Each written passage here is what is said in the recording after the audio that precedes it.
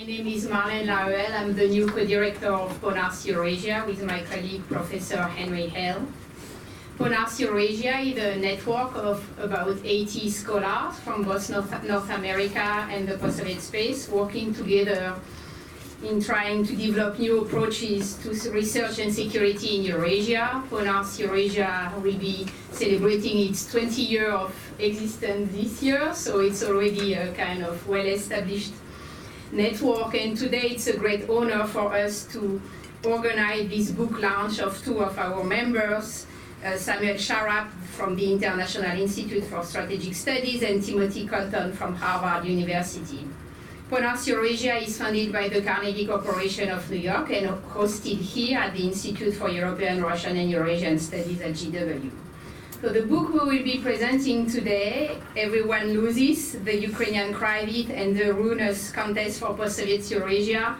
It's really a wonderful book. I strongly advise you to read it. It's, for me, the best book written on the Ukrainian crisis because it's the only book that doesn't take side and that tries to build a coherent narrative and a balanced assessment about what happened on all the sides of the crisis and trying to show that it has been a collective failure on all the sides of the crisis. And I think that's a key argument and a kind of key takeaway of the book if we want to try to move forward and find solutions that will be effective. So we have both authors with us today. Sam is here, and Timothy Colton is on Skype, not from Harvard, but from Singapore. Is that right, Tim? That's correct. So it should be late evening for you. Let's hope. Very good. So I will first give the floor to Tim for his presentation, then we will move to Sam, and then we will open the floor for a Q&A session. So Tim, I give you the floor. The floor is yours. Okay, thank you very much. I can't see the floor, but I can see the PONARS sign. And I gather you can't see me, but many people in the room have seen me before. I don't look very different this time around. So it's nice to be able to do this from the other side of the world. And we're going to talk rather briefly about what's between these two covers. The book has this rather dramatic title, Everyone Loses. Another way to express it, perhaps, would be everyone gets criticized. So as Marlène said, we have interpreted balance to some extent as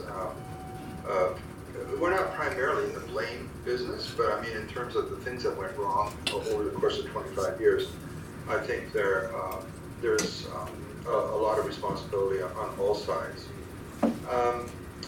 The Japanese book, which I think you can see there, expresses our general position on the outcome, which is that, to put it in sort of more formal language, what has unfolded in Ukraine and in this part of the post-Soviet space can be thought of as a negative-sum game or a negative-sum outcome. So we're just playing here with the categories of game theory. Many kinds of interaction in international politics and in other realms can be thought of as positive-sum games in which the various parties to a dispute or to some kind of interaction are trying to find a solution in which everyone will benefit. So this might be, for example, international trade negotiations. A zero-sum game is perhaps a more familiar model. In a zero-sum game, if you have, let's say, two players, one of them wins and the other one loses, and the average is zero. In this case, though, our position is that we have a rather unusual outcome, which is negative sum. That is to say, all of the major players, in our estimation, have come out from this series of events worse off than they were before the process started. So it is unusual, and I think it's very gripping in human terms. The photograph on the jacket of the demolished airport in Donetsk doesn't show any human beings, but within a few hundred meters or yards, of the destroyed building you see on the jacket, or something like 700 or 800 people died fighting for what turned out to be a thoroughly useless asset. So the airport has an interesting history. It was called the Prokofiev International Airport, Sergei Prokofiev International Airport, in honor of the famous Russian composer who was a native of Donetsk province when it had a different name in Russian imperial days. He was an ethnic Russian, but he grew up in a part of the empire where there were a lot of ethnic Ukrainians as well. Of course, the area eventually ends up in Soviet Ukraine. And in his music, which he composed to a large extent in Russia, but also during his period in exile abroad, he often used motifs from the Ukrainian folk songs that he had heard as a child in this area. So for this reason, the airport was named in his honor, and it was a kind of old-fashioned Soviet airport terminal. I remember it quite well, actually. I was there in 2009 or 2010. And then it was rebuilt from the ground up in 2011-12 to help prepare for the European football or soccer championship of 2012, which was co-hosted by Ukraine and Poland in happier days.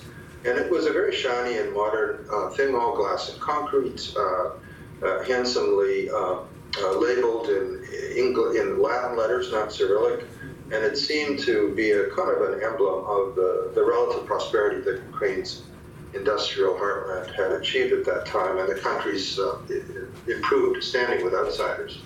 So therefore it was part of this larger tragedy when the airport becomes the site of very intense fighting over a number of months. It started in late May of 2014, so in the early phases of the insurrection and so-called anti-terrorist operation in eastern Ukraine. It was seized by insurgents loyal to the self-proclaimed Donetsk People's Republic. The Ukrainian army or the Ukrainian forces then took it back, and it changed hands several times. The fighting went on, off and on, at least until early 2015. But by the time it was over, you can see on the jacket, and Sam has a number of other photographs which convey the same picture. Everything pretty well was wrecked. The air traffic control tower had been reduced to rubble. The new and old terminals were destroyed. Hangars, fuel storage tanks, equipment sheds, and even the hotel on site were reduced to rubble or to charred hulks. But what was more important, of course, was that 700 or 800 individuals had also died fighting for an asset that was really of almost no military value, because the airport was out of commission by the end of May 2014. Planes could no longer take off and land there. In any case, many of the parties to the conflict had no air assets to speak of. So for us, this was a kind of sad symbol of what had happened, and we wanted to disentangle the story of where this outcome came from. So a lot of the book is actually our attempt to explain the genesis of the conflict that culminates in this war in eastern Ukraine, in which, as we all know, roughly 10,000 people by now have died, and almost every day there are reports of deaths at the line of demarcation. We wanted to try to characterize the outcome and to understand what it really consists of. And this is not the simplest task. It's a complex picture for sure, we can see that. And then we wanted to get around towards the end to making some limited suggestions about what might be considered by way of remedy. And this, of course, is the most difficult and speculative part of the project. Sam Charap is going to address that in his remarks in just a few minutes. Now, as Marlene indicated, there are now a number of books on this conflict. Ours is the most recent to appear, but I doubt it'll be the last one. And a number of explanations for the genesis or origins of this conflict have been floated. And we learned something from reading these books. We recommend that you read them as well as ours. One explanation won't surprise you to hear. relates it to Russia's perennial behavior and its nefarious ambitions towards its neighbors, that kind of neo-imperial argument. So that plays a part in the literature. There is a converse argument, which is that it's really all about the West's responsibility, the West being, in this case, not only the United States, but also the European Union, which was very, very much involved in the immediate crisis events of 2013-14. Another approach would be to point to domestic sources, particularly in Russia. So this is an argument you can see in some papers written by Mike McFall and Catherine Stoner, where they say that essentially Russia committed itself to this conflict in order to deal with a kind of legitimacy crisis at home. And so we think there's something to learn from, taking on board these points of view, but we don't think that any of them really gets it exactly right. And this would even apply to more theoretically determined or originated theories, such as the neorealism approach that you see in the well-known papers of John Mearsheimer. So Mearsheimer says it's a rather simple geopolitics 101 thing where one side expanded its security, encroached on the security space of the other side. This provoked a backlash. And so this is very well known, I think, to quite a few people in the room. So if we find these explanations lacking, we'd be happy to say a little bit more about that. We found ourselves looking in a somewhat different direction, looking back in history, not to the 19th century or to 1917 or anything like that, but actually to the century, to the experience of the post-Soviet period, starting in fact with the end of the Cold War and what we call the settlement that wasn't.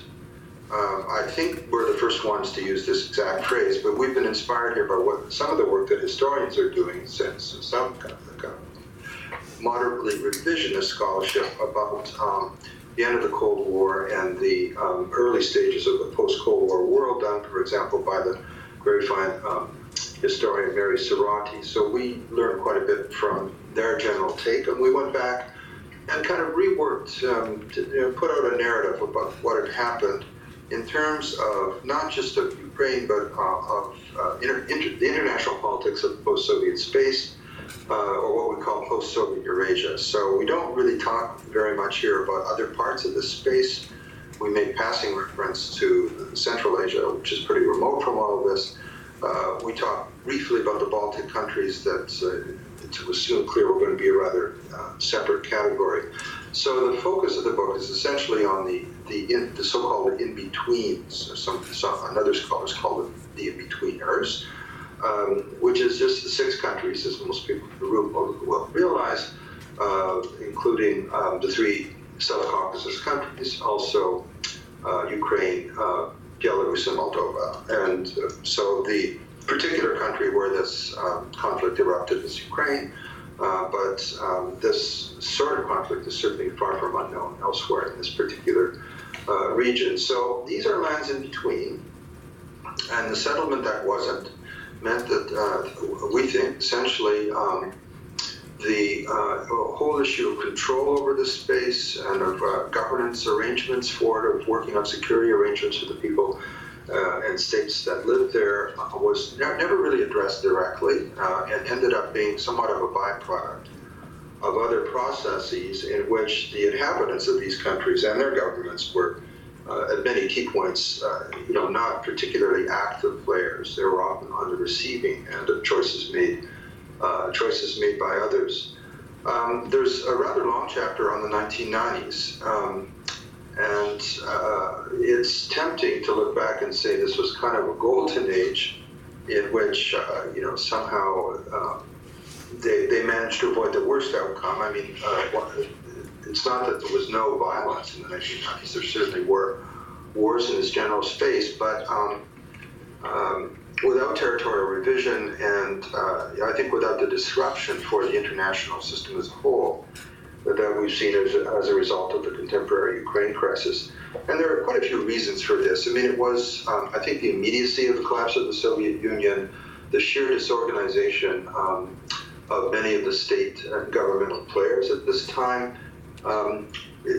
Perhaps also, we'd have to say Russian behavior was relatively restrained at this time, although one shouldn't get the impression that Yeltsin's Russia did not have objectives in the post-Soviet Eurasia that many others would find objectionable.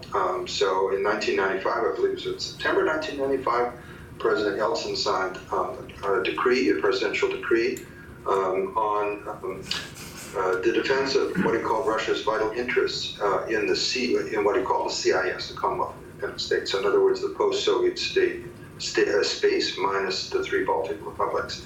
Now this phrase, vital interest, was later to become rather famous when Dmitry Medvedev uttered it in 2008 or 2009, whenever it was. But he did not coin it. It was Yeltsin, the much more generally more Western-oriented Boris Yeltsin, who came up with it. And so, I mean, Russia certainly was active in this space. It was determined to resist encroachment, to use that word again. It was, though, also given quite a bit of slack by the Western players, and this applies both to the United States and to the European, what was still the EC becomes the European Union in the middle of the 1990s. The United States was starting to pay attention to this space, particularly to the countries near Caspian oil reserves, oil assets. But on security questions, in fact, the Clinton administration was, on the whole, pretty willing to leave the leading role in this to Russia itself. And President Clinton himself, we quote him on several occasions, saying essentially, this is probably best left to Russia. It's not really up to us to settle these things. The European Union at the time, which is just in the process of being created, didn't really have much of a policy at all towards this strip of countries. It generally considered our relations with Russia to be much more important than its relations with, even with Ukraine. And to the extent that there was EU policy in the 1990s, it was largely made by individual countries and not by the central European authorities in Brussels.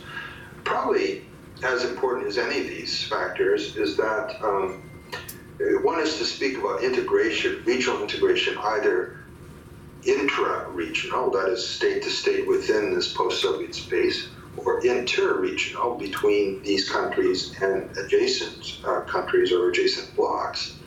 The states were so, how to put it, impoverished and disorganized at the time that they were really not in a position to speak seriously about integrating with anybody. And so this was a period of relative state weakness and disorganization. And I think it had, although it was not easy for the people who lived through this period, it actually had a certain calming influence on the international environment of Eurasia. So that was the situation in the first decade. We can go into more detail if you're interested. There's quite a bit of discussion of the very early steps where we think opportunities were missed. But then comes the trouble. So the situation, this sort of murky status quo that prevailed throughout the first post-Soviet decade yields to a much more troubled and turbulent situation that begins to emerge after Putin assumes power in Russia in 2000, and of course the George W. Bush administration comes on board in the United States in 2001. Sam's now going to take over, but let me just say, before I give him the floor, that we think it's too simple to personalize this in terms of Putin's own role, or to demonize him in some fashion. In fact, Putin's initial period in office, 2001, was one of actually relatively good relations with the outgoing Clinton administration, the incoming Bush administration. This was actually a period of relatively warm relations between Russia and its Western counterparts. And there's a lot, I think, to suggest that he was interested, at this moment at least, in making this relationship closer than it was, reviving the talk, for example, about Russian membership in NATO. This founders, though, on certain hard realities within a few years, it's clear that this is not the direction that things are tending in, and so this is where we pick up the story moving towards the acute crisis of 2013-14. So I think I'm more or less on schedule here, Sam. I'm very pleased to hand it over to you to pick up the threads there. Thanks, Tim. Sure.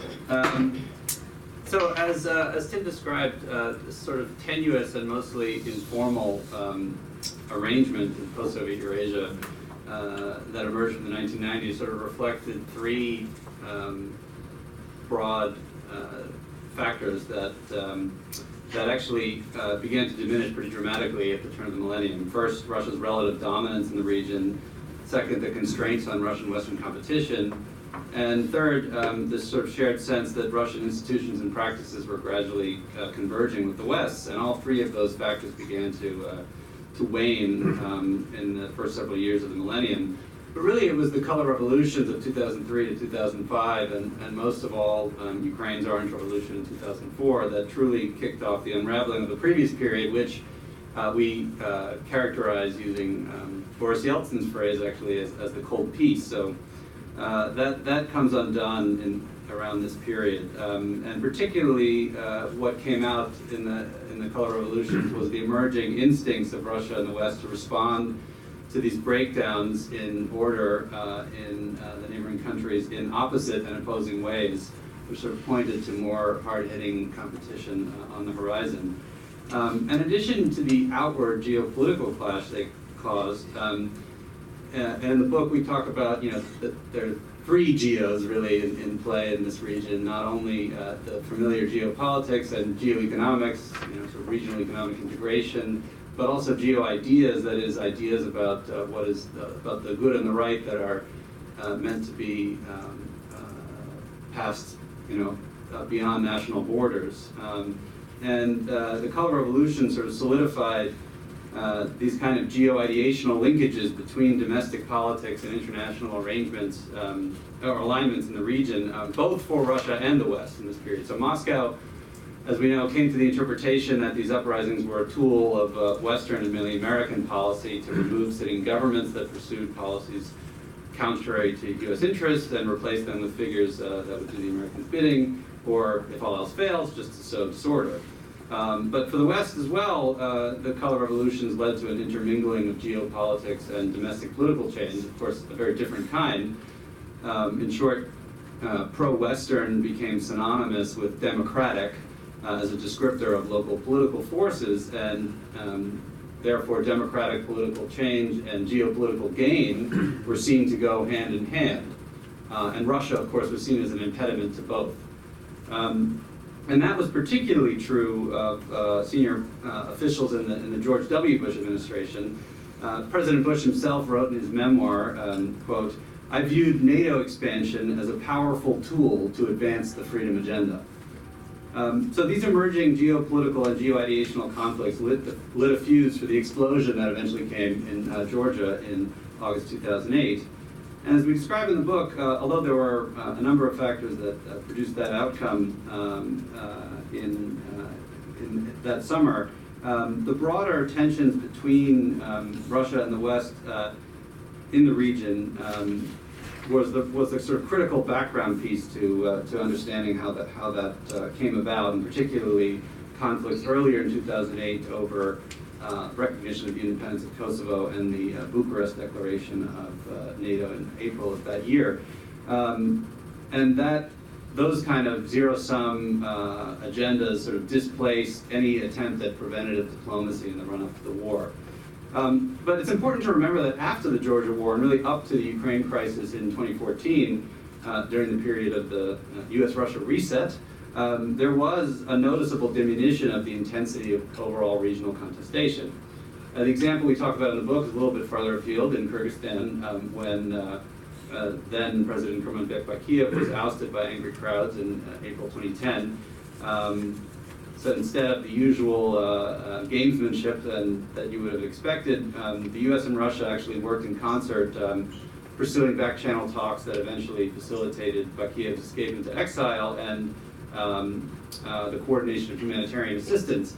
And at the time, both Russia and the U.S. had military bases in Kyrgyzstan, so you could have easily seen how that potential could have been a potential conflict that could have escalated very, very rapidly. And although it seems very hard to believe at the moment, Presidents Obama and Medvedev at the time, in June 2010, actually signed a joint statement on the situation in Kyrgyzstan, which sort of seems fantastical at the moment.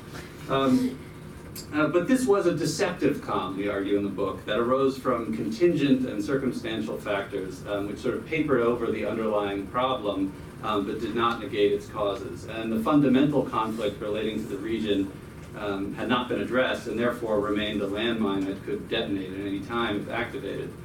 And the interlude of diminished competition, of the reset periods, came to an end, of course, in spectacular and tragic fashion in Ukraine in 2014.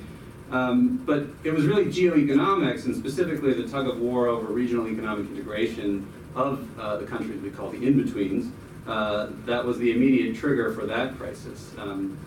As many of you know, back in 2009, Brussels had settled on association agreements, known as AAs, with deep and comprehensive free trade area agreements as at their core, as the framework for engaging those states in the region that aspire to integrate with the EU.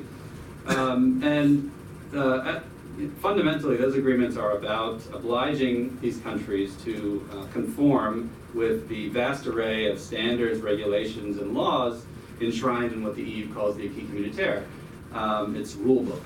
And so the requirement to adopt the acquis, of course, was a powerful lever for reforming the new EU members in East Central Europe in the 1990s and early 2000s.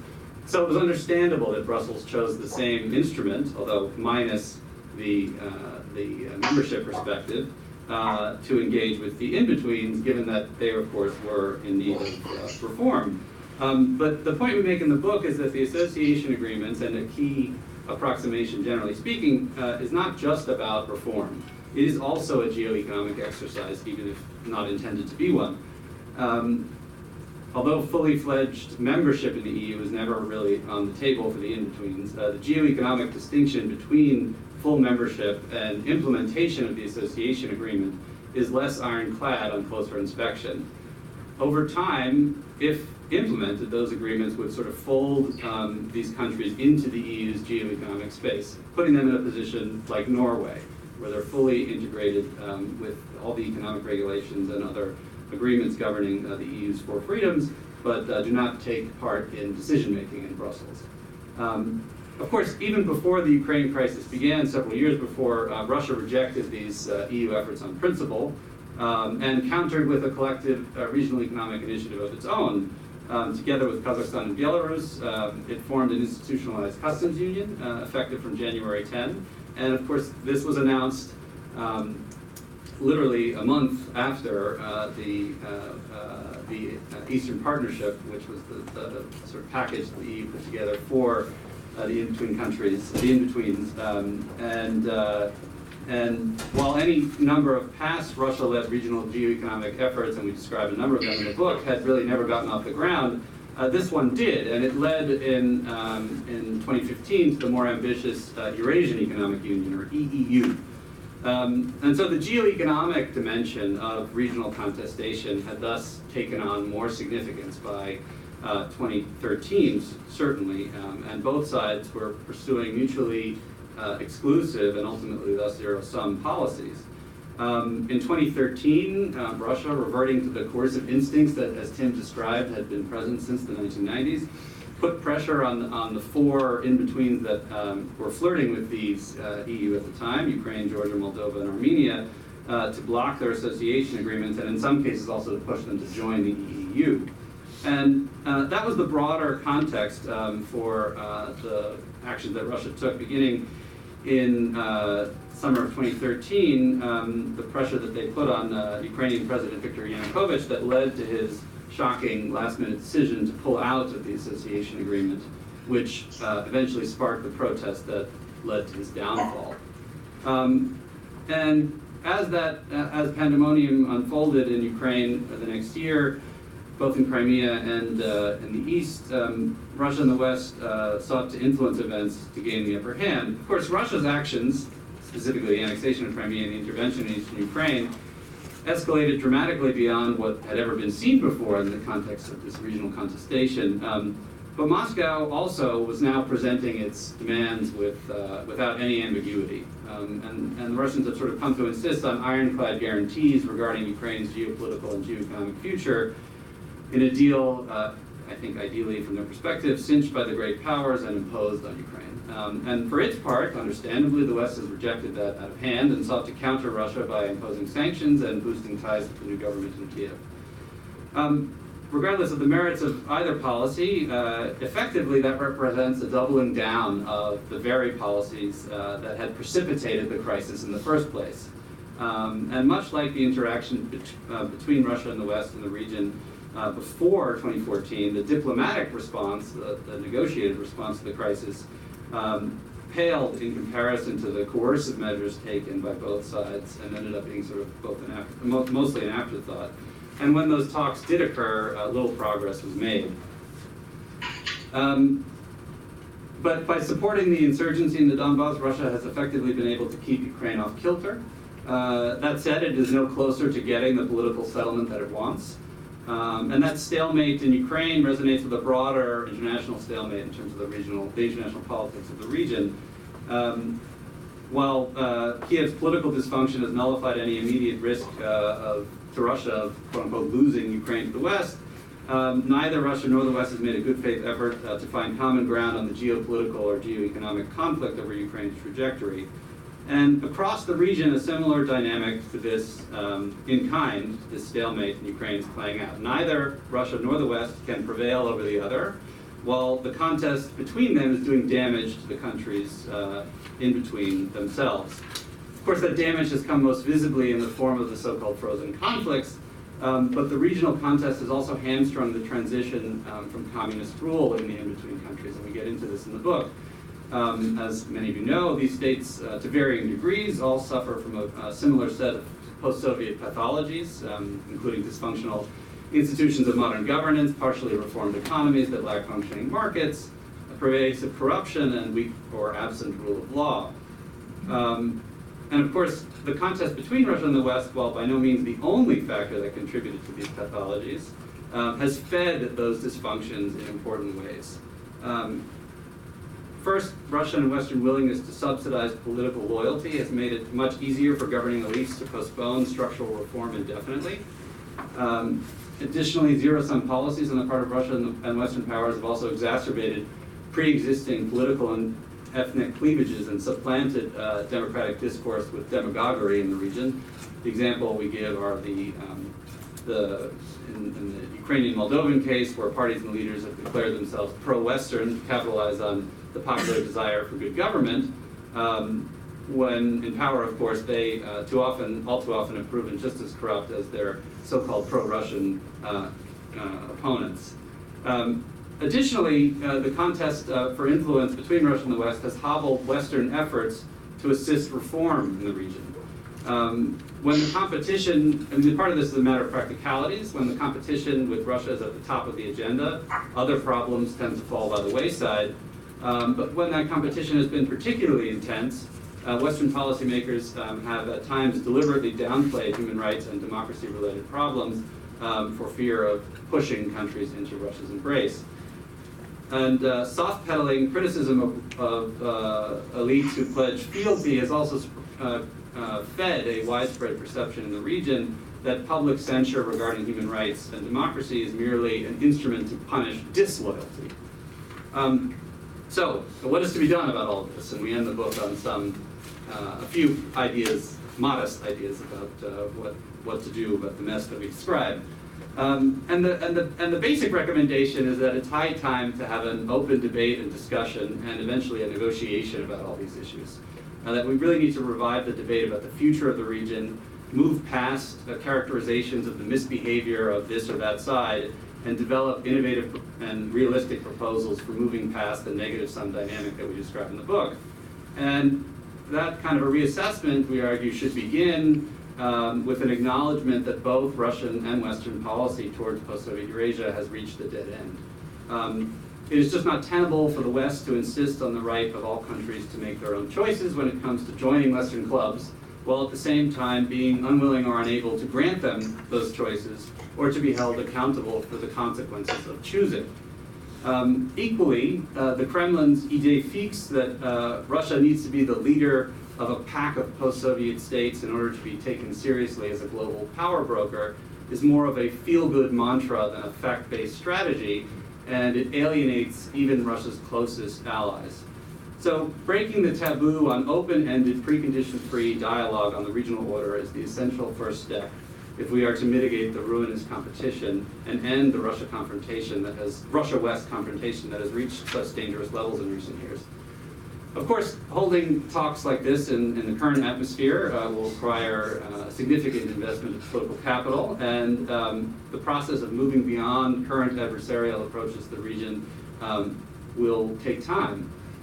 It will not be a quick and easy deal.